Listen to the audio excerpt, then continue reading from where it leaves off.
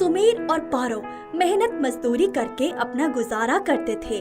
सारे दिन काम करने के बाद जिसे शरीर में ताकत ही नहीं बचती थी। उनका बेटा चंदर दिन भर जंगलों में गाय बकरियां चराता था।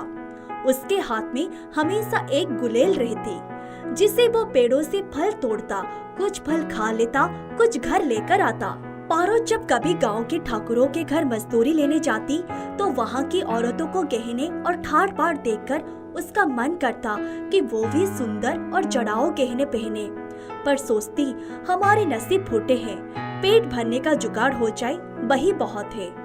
चंदर अपनी माँ को दिन रात खटते देखता तो उसे बिल्कुल अच्छा नहीं लगता। वो सोचता जब मैं बड़ा हो जाऊंगा तो अपनी माँ को कुछ भी नहीं करने दूंगा। एक दिन जब वो जंगल में बकरियां चरा रहा था तभी उसे पेट पर एक पका हुआ बेल दिखाई पड़ा। उसने झट से गुलेल निकाली और बेल पर निशाना लगा दिया। एक बार, दो बार और अब तीसरी बार में निशाना लगा, तब जाकर बेल नीचे गिरा। उसने जैसे ही बेल को तोड़ा उसमें से एक बोना निकलकर बाहर आ गया। उसने कहा, चंदर, तुमने मुझे जीवन दिया है, बताओ मैं तुम्हारे लिए क्या कर सकता हूँ। पहले तो चंदर उस बोने को देखकर हड़बड़ा गया, फिर उसको बोलते हुए देखकर थोड़ा आश्वस्त हो गया और बड़े भोलेपन से बोला, अरे आप कौन हो और इस बेल के अंदर कैसे गए? मैंने तो बेल खाने के लिए तोड़ा था, अभी तो मुझे बहुत भूख लगी है। मेरा नाम गिट्टू है। अच्छा चलो, मैं तुम्हारे खाने का इंतजाम करता हूँ। ये गुलेल जरा मेरे हाथ में दे दो। उसने जैसे ही गुलेल से निशाना लगाया, ढेरों फल से सजी एक टोकरी चंदर के सामने आ गई। चंदर को अपनी आंखों पर विश्वास नहीं हुआ। वो बोला, ये क्या, इतने फल, इनमें कोई जादू तो नहीं है? अरे नहीं, तुम खाओ तो सही। चंदर ने एक आम उठाया और खाने लगा। आम का रस मुंह से जाते ही वो बोला, अरे ये तो बहुत स्वादिष्ट है। क्या ये फल मैं अपने घर ले जा सकता हूँ? हाँ हाँ, क्यों नहीं, पर तुम किसी से बताना नहीं कि ये फल तुम्हें कहाँ से मिले। मैं नहीं बताऊंगा, पर तुम रहोगे कहाँ? खाओगे क्या? मैं तो इसी पेड़ पर रहूंगा, यही सो जाऊंगा। मैं कुछ नहीं खाऊंगा क्योंकि मैं अपने लिए कुछ नहीं कर सकता। मैं तुम्हारे लिए अपने घर से कुछ खाने को ले आता हूँ, तुम यहीं मेरा इंतजार करना, ठीक है? चंदर घर गया और माँ से बोला, माँ देख, मैं कितने सारे फल लाया हूँ, मेरे एक दोस्त ने दिया है। हाँ, उसके लिए कुछ अच्छा खाना बना दो, मैं जल्दी से उसको देकर आता हूँ। मैं तेरी मदद कर देता हूँ। माँ ने देखा कि चंदर दोस्त को खाना देने के लिए कोई भी काम करने को राजी है, तो उसे बहुत अच्छा लगा। उसने फटाफट पूरियाँ, सब्जी और खीर बनाकर उसे दे दिया। चंदर जब खाना लेकर बेल के पेड़ के नीचे पहुँचा तो गिट्टू वहीं सो गया था। चंदर ने उसे उठाया और खाने की थाली उसके सामने रख दी। वो पहले तो उस खाने की खुशबू से ही खुश हो गया, फिर खाना 2 मिनट में ऐसे साफ कर दिया जैसे कई दिनों का भूखा रहा हो। थाली उठाकर चंदर घर जाने को तैयार हुआ तो गिट्टू बोला, अरे रुको भाई, तुमने मुझे इतना अच्छा खाना खिलाया, मैंने कभी ऐसा खाना नहीं खाया। मुझे भी अपने साथ अपने घर ले चलो। जब तक मैं बेल के अंदर बंद था मुझे कुछ भी खाने की जरूरत नहीं थी और अपने लिए मेरा जादू काम नहीं कर सकता, मैं तो भूखा मर जाऊंगा। हाँ हाँ चलो, लेकिन गांव वाले तुम्हें देखकर तरह तरह के सवाल पूछेंगे। नहीं नहीं, तुम उसकी चिंता मत करो, मैं तब तक किसी को दिखाई नहीं पड़ूंगा जब तक तुम नहीं चाहोगे। हाँ हाँ चलो। वे दोनों घर आ गए। उसकी माँ ने चंदर से पूछा, खाना खिलाया अपने दोस्त को? हाँ माँ, उसको खाना बहुत अच्छा लगा। वो गिट्टू का हाथ पकड़कर उसको कमरे में ले गया। तुम यहीं पर आराम करो, मैं अभी खाना खाकर आता हूँ। तुमने खाना नहीं खाया? नहीं भाई, पहले कैसे खा लेता, हमारे यहाँ पहले मेहमान को खिलाकर तभी खाया जाता है। गिट्टू ये सुनकर बहुत खुश हुआ।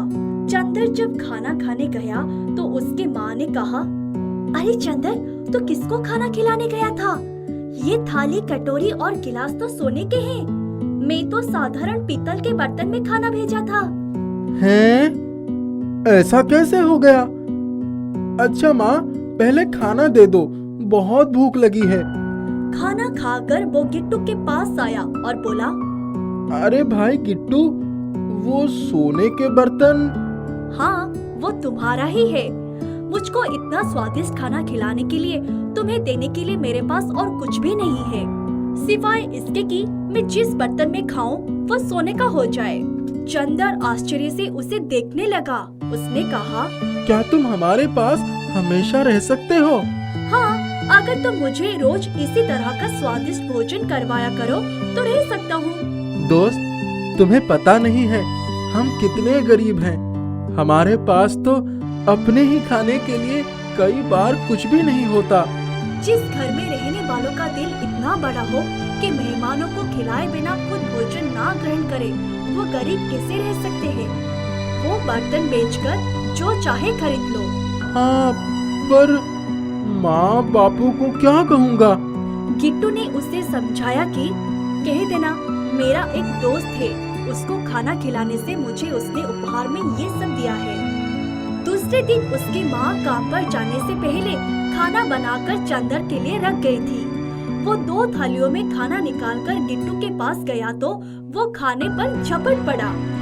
दोनों ने खाना खाया और जब चंदर बर्तन रखने गया तो देखा वो भी बर्तन सोने के हो गए। शाम को जब सुमेर और पारो वापस आए तो रसोई में सोने के बर्तन देखकर चकित रह गए।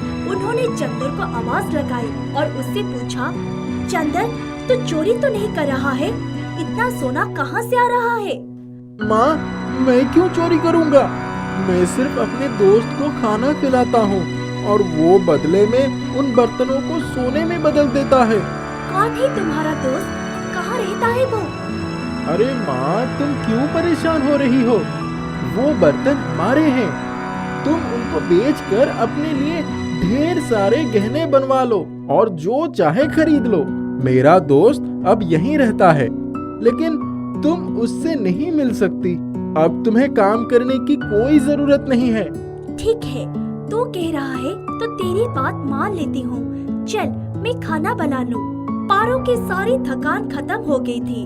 उसने फटाफट खाना बनाया और चंदर को 2 थाली लगाकर दे दी।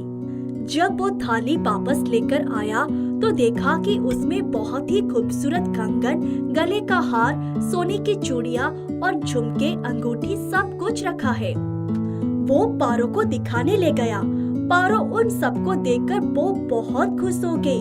फिर बोली, सचमुच हमारे दिन फिर गए। चंदर, मुझे अपने दोस्त से मिलवा दे, मैं देखूं तो सही वो कौन है। माँ, तू जिद मत कर, वरना वो रूठ जाएगा। दूसरे दिन दोनों पति पत्नी काम पर नहीं गए और बाजार जाकर उन बर्तनों को बेचकर बहुत सारा धन लेकर वापस आए। चंदर, इन रुपयों से हम एक घर बनवा लेते हैं। अभी तो मुझे बहुत भूख लगी है। पारो ने 2 थाली खाना लगा दिया। गिट्टू ने खाना खाया। जब चंदर थाली लेकर वापस आया तो अचानक जैसे लगा कि भूकंप आ गया और थोड़ी देर बाद ही उनका घर एक खूबसूरत हवेली में बदल गया और सबके शरीर पर बढ़िया बढ़िया वस्त्र आ गए। पारो के शरीर पर आभूषण ही आभूषण थे। धन दौलत और नौकर चाकर से भरी हवेली देखकर सुमेर और पारो को समझ में नहीं आ रहा था कि ये सब किसकी मेहरबानी से हो रहा है। जब उन्होंने चंदर से कहा कि बेटा, अब तो बता दे ये कौन है जो हमारी इतनी मदद कर रहा है, तब चंदर भागा हुआ गिट्टू के पास आया और बोला, भाई, मेरे माता पिता तुमसे मिलने को बेचैन हैं। आखिर कब तक उनसे तुम्हें छिपाता रहूं? अब तो सबके सामने आ जाओ। ठीक है, चलो। सुमेर और पारो ने जब गिट्टू को देखा तो उसके पैर पर गिर पड़े और बहुत धन्यवाद दिया। तब चंदर ने उन्हें सारी बात बताई कि गिट्टू उसे कैसे मिला था। मैंने एक बेल का पेड़ लगाया था, बरसों उसकी देखभाल की। एक बार एक साधु उस पेड़ के नीचे आकर बैठ गए और उन्होंने बेल के पेड़ से एक फल तोड़ लिया। उसे सहन नहीं हुआ। मैंने उनके हाथ से बेल छीनकर फेंक दिया। तब उन्होंने मुझे श्राप देते हुए कहा, तुम्हें इस बेल से इतना प्रेम है तो जाओ, तुम इस बेल में ही अपना जीवन बिताने योग्य हो। मैं बहुत रोया, गिड़गिड़ाया। तब उन्होंने कहा, जिस दिन कोई तुम्हें बेल से बाहर निकालकर भरपेट भोजन कराएगा, उसी दिन तुम श्राप मुक्त हो पाओगे। मुझे नहीं मालूम था कि बेल के अंदर रहने से मुझे अद्भुत जादुई शक्ति मिल गई है। चंदर ने मुझे श्राप मुक्त कर दिया। आप लोग सिर्फ एक काम कर दीजिए, अपने बगीचे में बेल के ढेरों पेड़ लगा दीजिए। मैं उनकी पूरी देखभाल करूंगा। पर ध्यान रखना, किसी भूखे से कभी उसका खाना मत छीनना। सभी लोग मुस्कुरा रहे थे। चंदर, उसके माता पिता और जादुई बोना सब खुशी खुशी रहने लगे।